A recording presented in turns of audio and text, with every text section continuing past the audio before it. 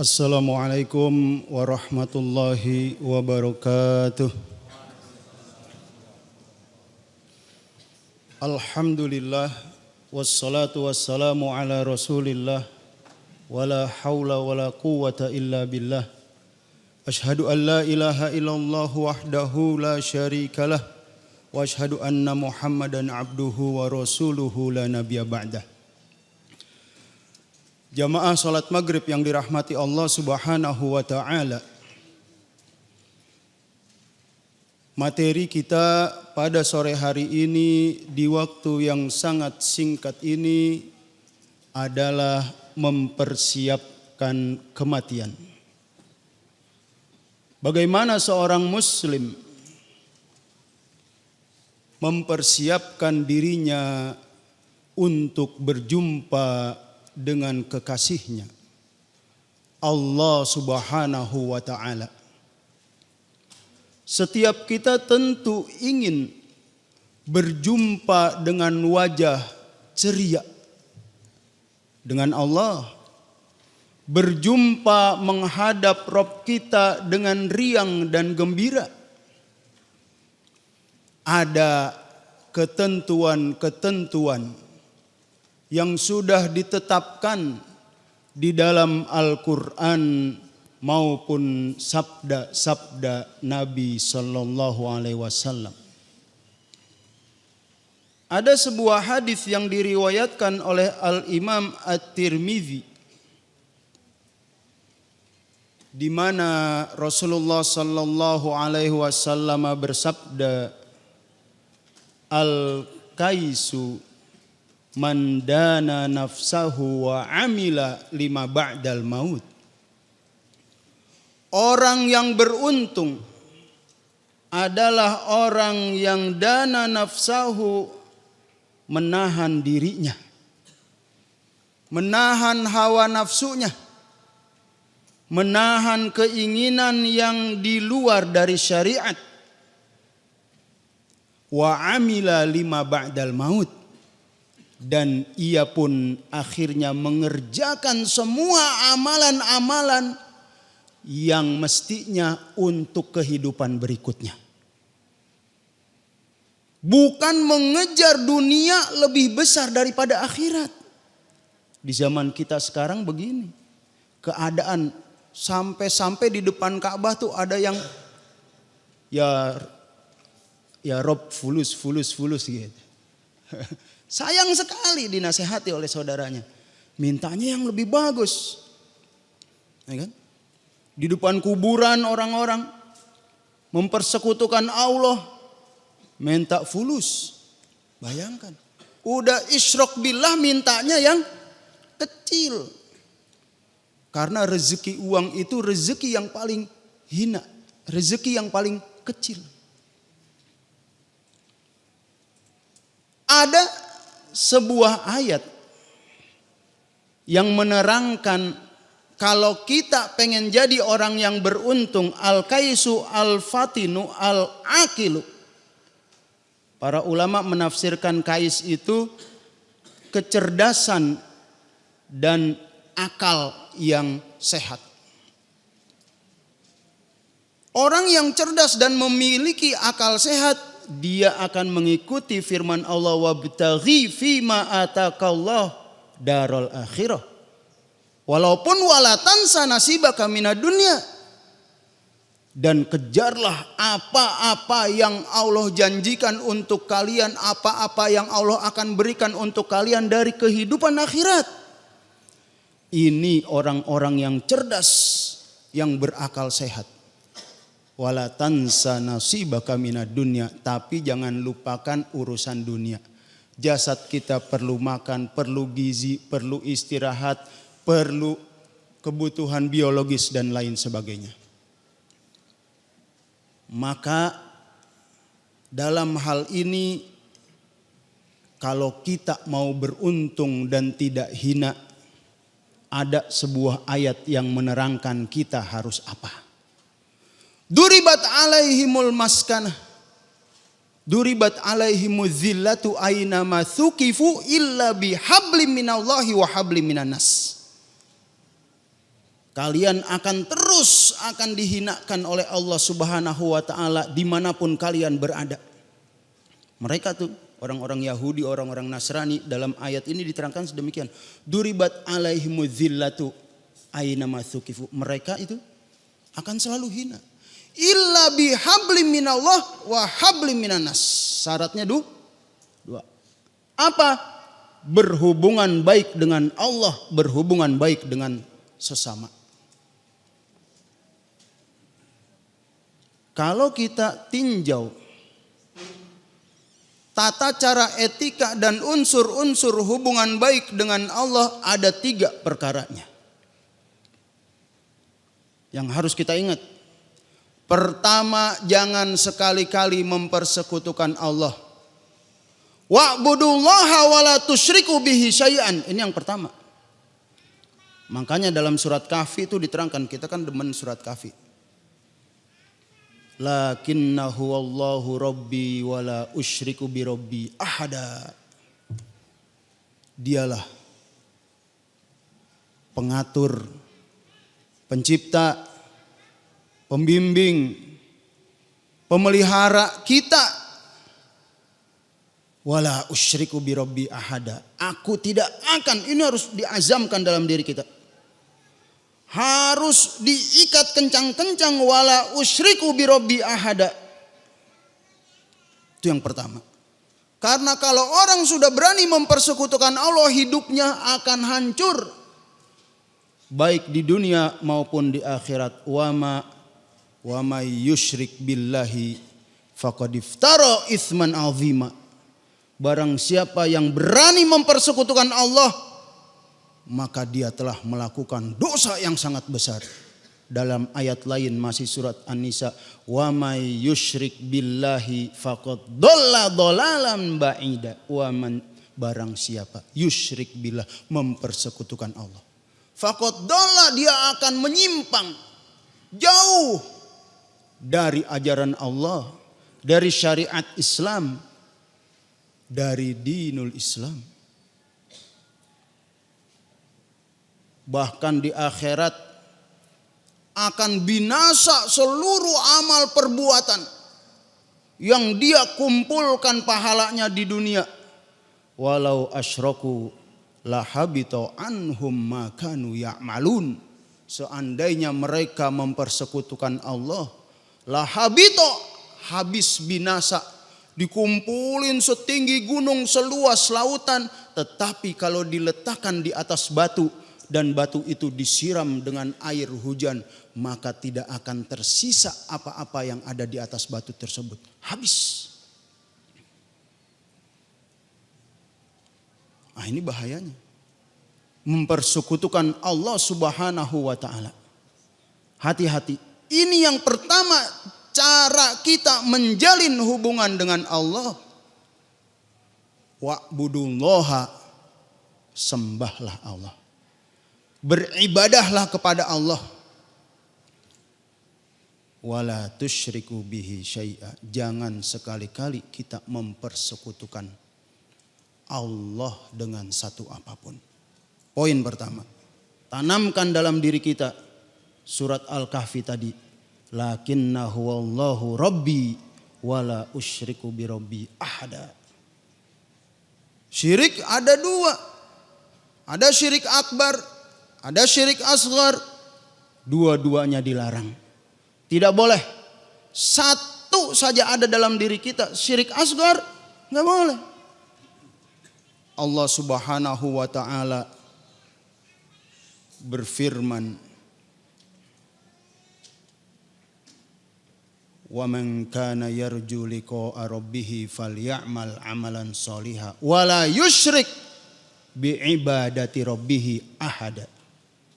Barang siapa yang mengharapkan perjumpaan dengan Allah, wa man kana yarju liqa'a rabbih, perjumpaan dengan Rabbnya, falyamal amalan sholihan. Nanti ini kaitannya sama ibadah kepada Allah, amal soleh, dan muamalah sesama manusia. Hablum minan nas. wala yusyrik. Kata para ulama apa? Karena di situ kalimatnya wala yusyrik fi ibadatillahi ahada. Syirik dalam beribadah di sini arya, pamer, sia-sia nanti amal ibadahnya. Wattiba'i sunnah, dan harus mengikuti sunnah. Nggak boleh menyimpang, nanti menjadi ahlul bid'ah seperti Syiah, Khawarij, Jabariyah atau Mujassimah, Qadariyah, Mu'tazilah. Kita sudah tahu penyimpangan-penyimpangan mereka. Kenapa dikategorikan menjadi ahlul bid'ah oleh para ulama ahlus sunnah wal jamaah? Karena mereka orang-orang Syiah mengkafirkan kaum muslimin selain warga mereka. Mereka meyakini al-bada, Allah pernah tidak tahu kemudian jadi tahu dan mengganti hukum sebelumnya. Orang Syiah berkeyakinan seperti itu. Al-ilmu qoblal jahalah. Banyak hukum-hukum diganti di dalam Al-Quran, berarti dulu sebelumnya Allah nggak tahu. Gitu kata mereka. Makanya ahlul bid'ah mereka itu. Ini yang dimasuk ahlul bid'ah. Mengkafirkan kaum muslimin. Ahlus sunnah wal jamaah semua kufar. Taqiyah. Mereka kalau sholat di belakang kita ngikut. Taqiyah. Mereka tidak menghujat Abu Bakar, Umar di depan kita. Taqiyah. Mereka ahlul bidah. Begitu juga dengan Jabariyah yang meyakini bahwasanya kita ini wayang, kita ini robot, kita ini sudah dimainkan oleh Allah. Enggak bisa, enggak. Nah, itu Jabariyah itu. Ahlul bid'ah juga itu. Pernah ada satu pencuri ditangkap oleh Umar. Kenapa kau mencuri? Lah ini sudah ketentuan Allah. Ana majbur. Aku ini udah begini sudah terpaksa. Udah tertulis di Lauhul Mahfuz. Maka Umar pun membiarkan orang itu pergi. Diambil batu, ditimpuk. Kepalanya berdarah. Kenapa wahai Khalifah Amirul Mukminin kau buat aku begini? Ini sudah ketentuan Allah, dibalas. Nggak bisa ngomong apa-apa nih. Karena tidak begitu yang diajarkan oleh Allah Subhanahu wa ta'ala. Semuanya Allah yang sudah bikin. Fahadainahun najdain. Sudah Allah berikan dua jalan. Khairihi wa syarihi. Ada lagi yang bertentangan dengan Jabariyah, Qadariyah. Enggak menerima takdir. Allah enggak ikut campur urusan takdir. Kita yang menentukan takdir kita sendiri. Allah enggak punya ilmu tentang masa depan. Bisa jadi berubah. Syariat-syariat berubah dari zaman Adam, Musa, Ibrahim, Muhammad sallallahu alaihi wasallam. Kenapa berubah? Berarti Allah enggak tahu apa yang akan terjadi ke depannya. Ah, ini bid'ah kaum Qadariyah. Mu'tazilah yang menganggap para pelaku dosa besar kekal di neraka. Dan mereka menganggap Al-Quran makhluk. Bahkan seorang khalifah anak dari Harun ar-Rasyid mengikuti akidah Mu'tazilah. Al-Ma'mun. Bukan Pak Ma'mun. Al-Ma'mun. Sampai Imam Ahmad itu dicambuk. Dipenjara. Semua lepas. Baju lepas. Cuman Imam Ahmad minta ya Allah agar celanaku tidak lepas. Tiba-tiba ketika dicambuk oleh Al-Gojo. datang sebuah ikat pinggang emas menutup, mengikat celana beliau, karomah beliau. Ini bid'ah dari kalangan kaum muslimin. Gak boleh kita terjerumus. Karena unsur yang pertama tadi syirik, menjauhkan diri dari syirik. Yang kedua menjauhkan diri dari bid'ah. Dari mana munculnya bid'ah? Dari hawa nafsu. Allah Subhanahu wa taala berfirman, "Wala tattabi'il hawa fatudillu an sabilik." Jangan sekali-kali ngikutin hawa nafsu.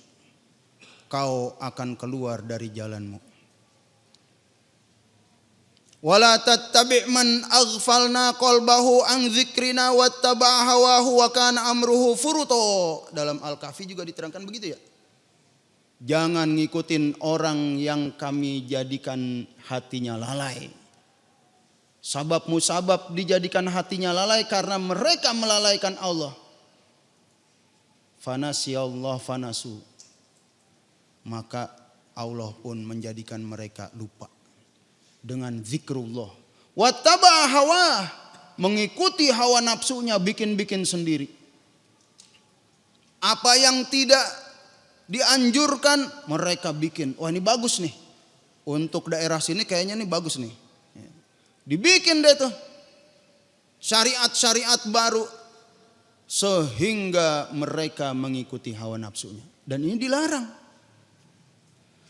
Ketika seseorang mengikuti hawa nafsunya, maka dia akan terjerumus ke dalam amalan bid'ah. Kenapa amalan bid'ah diletakkan oleh para ulama di bawah syirku billah dan di atas al-kabair? Jadi urutannya itu, dosa yang paling besar syirik. Innallaha la yaghfiru ayyushraka bihi. Allah tidak akan sekali-kali mengampuni orang yang mempersekutukannya.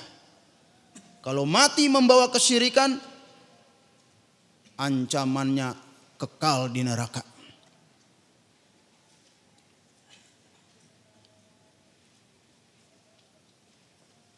Tetapi wa yaghfiru ma duna dzalika liman yasha. Mengampuni dosa selain syirik sebagaimana kehendaknya. Siapa yang mau diampuni terserah Allah. Allah nggak bisa kita paksakan sebagaimana akidah ahli bid'ah yang menerangkan bahwasanya Allah wajib memenuhi janjinya. Kalau orang berbuat dosa wajib dimasukkan ke neraka, orang berbuat pahala wajib dimasukkan ke sorga. Nah, ini salah satu akidah ahlul bid'ah dari Jahmiyah. Salah itu. Enggak bisa kita mewajibkan Allah. Dosa besar bisa Allah ampuni. Kalau Allah berkehendak. Nah, ini yang harus hati-hati, diwanti-wanti. Agar kita tidak terjerumus kepada kesyirikan. Yang kedua, ke dalam kubangan perkara yang tidak dicontohkan. Muhdatsatil umur, perkara-perkara baru. Fiddin, dalam agama. Kalau kacamata bukan masalah agama. Mikrofon bukan masalah agama. Lampu nggak ada kaitannya dengan hukum halal haram agama. Tapi yang ada hukumnya, ini baru yang kita permasalahkan. Jadi jangan dicampur adukan. Perkara baru, semua perkara baru, nggak bisa. Fiddin, dalam masalah agama. Dan yang ketiga, unsur yang ketiga adalah dosa besar.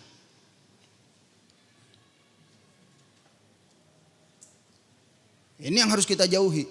Syirik, bid'ah, dan dosa. Terutama dosa besar.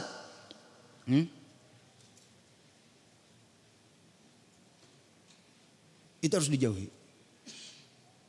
Apa saja dosa besar? Banyak. Ijtanibu sab'al mubiqat, jauhi 7 dosa-dosa besar. Di antaranya asyirku billah, syirik kepada Allah, wa uququl walidain, dan durhaka terhadap orang tua. Ini banyak sekarang nih anak-anak muda yang ilmu agamanya melebihi orang tuanya, sehingga dia mampu berani mengangkat suaranya di depan orang tuanya. Padahal ini masalah furu', bukan masalah usul. Para ulama masih ikhtilaf, para ulama masih berbeda pendapat, tetapi dia sudah berani mengangkat suaranya. Bayangkan dengan para sahabat Nabi yang dididik oleh baginda Rasulullah sallallahu alaihi wasallam. Contohnya Mus'ab bin Umair atau Sa'ad bin Abi Waqqas. Bagaimana mereka berbakti kepada orang tuanya walaupun mereka orang tuanya masih dalam keadaan musyrik. Mus'ab bin Umair ketika sering masuk keluar ke rumah Al-Arqam bin Abil Arqam yang dinamakan Darud Da'wah, rumah kajian. Di situ Rasul membuat satu kajian. Darul Arqam, rumahnya Pak Arqam, dijadiin base camp karena belum punya masjid. Karena awal masjid dibangun di mana? Di Madinah. Masjid Quba. La masjidun ussisa ala taqwa, masjid yang pertama dibangun atas dasar ketakwaan. Makanya kalau ada masjid dibangun atas dasar riya, hancurin. Rasul hancurin masjid Ad-Dirar yang dibangun untuk memprovokasi kaum muslimin.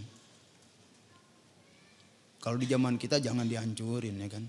Ini khusus karena Rasul itu pejabat tertinggi di Madinah, gitu. Presiden lah. Gitu. Kita nggak boleh. Dakwah itu harus ada tahapannya. Man ra'a minkum mungkaron falyughayyirhu biyadihi, ini untuk para aparat dan pejabat. Au bilisanihi, ini untuk kita. Pakai lisan, dakwah. Adem, enak ngajak. Apalagi orang tua yang punya senioritas. Lah, kamu anak kemarin sore baru ngaji setahun 2 tahun, udah berani menentang ayah. Kan begitu. Orang tua ada yang begitu, ada. Ya kan? Dengerin aja. Jangan dibantah. Mus'ab bin Umair juga gitu. Dengerin, enggak ngebantah. Bahkan sampai diembargo. Mus'ab bin Umair kan anak kesayangan, Intan Payung. Sangat disayang sama ibunya. Kalau beliau keluar rumah tidak pernah lepas dari parfum dan baju yang begitu mewah. Dambaan setiap wanita dan ibu-ibu untuk dijadikannya menantu. Ketika diembargo sama ibundanya tercinta, dilepas semua itu. Tidak tercium lagi aroma parfum dan tidak nampak pada dirinya baju yang membalut dengan megah dan mewah. Dikurung, ia tetap taat, tidak membantah. Diikat dengan belenggu dari rantai yang sehingga pada akhirnya beliau bisa hijrah. Tidak membawa apa-apa. Melepaskan kemewahan yang diberikan oleh ibundanya demi memegang keimanan. Nah ini kita tidak boleh sampai turun tuh ayat surat Luqman ayat 15. Wa in jahadaka ala an tusyrika bima laisa laka bihi ilmun fala tuti'huma wa sahibhuma fid dunya ma'rufa. Seandainya orang tuamu mengajak kepada sesuatu yang mana sesuatu itu bertentangan dengan ajaran yang Allah turunkan, engkau tidak punya ilmunya, jangan taati. Tetapi pergaulilah orang tuamu dengan sebaik-baiknya. Nabi Ibrahim sampai ketika meninggalkan ayahandanya masih berniat ngomong sama ayahnya, aku akan mohonkan ampunan dari Robku untukmu wahai ayahanda. Tapi pada akhirnya dilarang sama Allah. Nggak boleh mendoakan orang musyrik. Seperti itu. Sopan, santun, etika, tata krama di depan orang tua wajib, karena orang tua disebutkan di dalam hadis adalah pertengahan pintu surga. Pintu surga ada banyak. Yang tengahnya birrul walidain. Kalau salah satu orang tua kita sudah wafat, setengah pintu itu tertutup. Makanya yang masih punya orang tua komplit, itu harapan besar bagi dia masuk surga. Berbaktilah sebaik-baiknya kepada orang tua. Enggak akan hina kita hidup di dunia. Enggak akan terjadi waduribat alaihimul maskanatu illa bihablim minallah wa hablim minan nas. Salah satu manusia yang paling harus dijalin hubungannya adalah orang tua. Kalau kita enggak sempat kunjung kemarin, sekarang kirim transferan. Gitu caranya. Ya kan? Enggak apa-apa nak, kau enggak balik, yang penting transfer ada. Gitu. Mantap. Biasakan. Karena ini adalah kewajiban yang pertama. Sa'ad bin Abi Waqqas, sampai-sampai beliau bilang kepada ibunya, Bu, mohon maaf banget nih. Seandainya aku punya 70 nyawa, satu persatu dicabut karena engkau menyiksaku, aku tidak akan meninggalkan agama ini. Sambil nyisirin rambut ibunya, Masya Allah. Sambil nyuapin makan, ibunya memboikot dirinya. Enggak makan, sampai lemes. Karena anak kesayangannya dianggap sudah keluar dari budaya adat istiadatnya. Padahal anak kesayangan Sa'ad bin Abi Waqqas itu. Dia tidak pernah menyakiti orang tuanya. Walaupun bertentangan. Ini yang harus nih. Kita nih.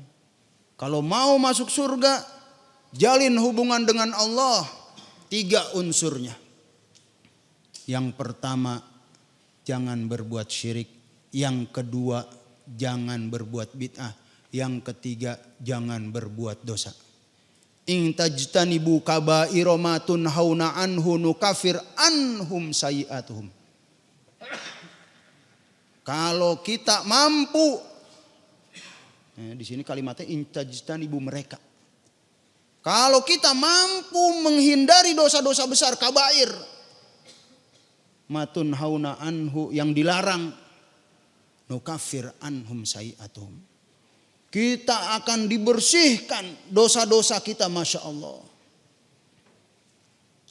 Terutama amalan-amalan yang menyakiti orang tua. Ini harus dijaga nih. Uququl walidain. Bahkan dalam hadis lain, innallaha harramal jannata ala akin. Allah mengharamkan sorga bagi apa akin itu? Hah? Bagi orang yang membangkang terhadap orang tuanya. Durhaka. Catat nih. Kalian para penghafal Quran, bikin orang tua kalian bangga. Ikuti apa keinginannya. Ditempatkan di tempat yang sangat mulia, rumah Quran. Nggak ada rumah yang lebih mulia dari rumah kalian. Rumah Quran. Karena itu keinginan orang tua kalian. Saking inginnya kalian hidup mulia, dipindahin dari rumah yang ada orang tua kalian di rumah yang diberkahi oleh Allah Subhanahu wa taala. Gimana enggak sayang orang tua kalian? Makanya senengin orang tua kalian dengan keinginannya agar kalian menjadi para penghafal Quran. Enggak masuk surga tuh. Akun orang yang durhaka terhadap orang tuanya. Gimana kalau orang tua kita sudah meninggal? Ketutup pintu surga yang ini. Kita baru sadar sekarang, baru dekat dengan amal ibadah sekarang. Baru mengerti bakti kepada orang tua sekarang. Aduh, kemarin-kemarin saya nggak berbakti. Mulai banyak-banyak doain orang tua, sambangin kenalan-kenalannya, berbakti kepada mereka, sedekah atas nama orang tua.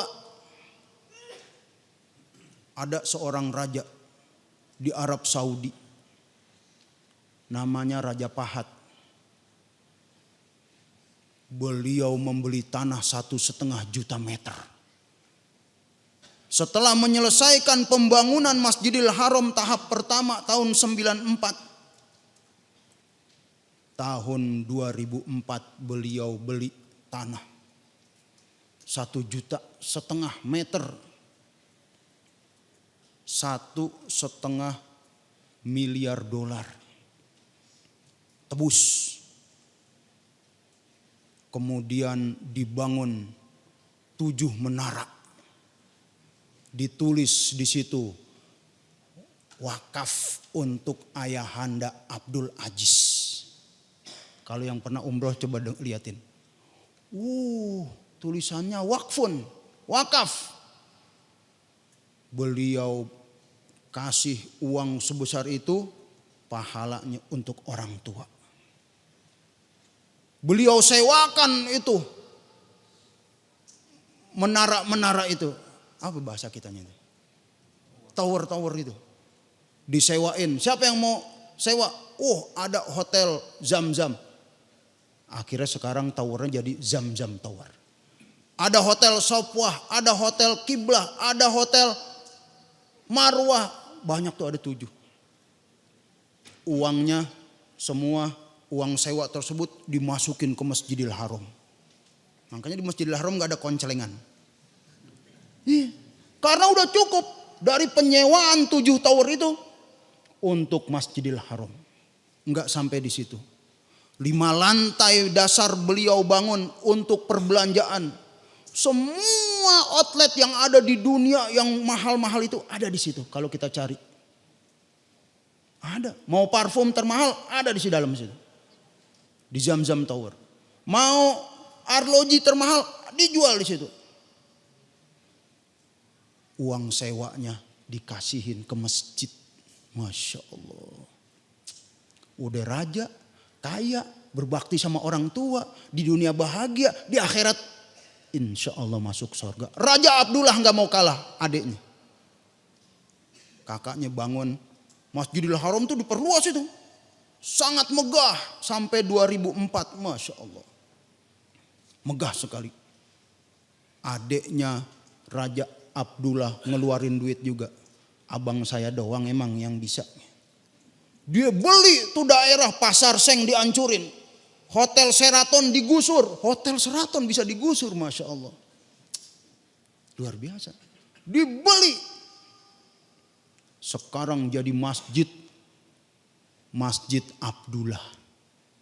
Nempel sama Masjidil Haram. Masih dalam lingkungan Masjidil Haram. Enak banget untuk i'tikaf. 5 lantai. Yang mau dingin ada di lantai bawah, lantai ber-AC.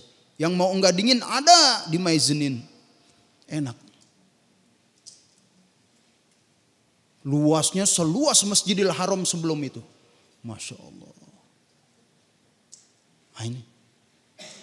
bakti kepada orang tua, diwakafkan pahalanya. Kira-kira anak kita ntar nih yang bapak-bapak yang udah pada jenggotnya putih, anak kita udah kita persiapkan seperti itu belum? Agar mereka sadar bahwa kita lah yang mesti diselamatkan. Nah, itu warisan yang paling utama. Membimbing anak menjadi aset. Dan kita sebagai anak udah jadi aset orang tua apa belum? Apakah lebih mementingkan perut kita dibanding kehidupan kebahagiaan orang tua kita di akhirat? Di dalam kubur, di alam barzakh, apa yang dibutuhkan oleh mereka? Doa kita. Idza mata ibnu Adam in qata'a amaluhu illa min thalath. Apabila seseorang wafat maka terputus seluruh amalnya kecuali dari 3 perkara. Apa salah satunya? Waladun solihun yad'ulah. Oh, udah Isa nih. 2 detik lagi selesai. Nanti kita sambung ya. Kalau Ustadz Yofin gak hadir lagi.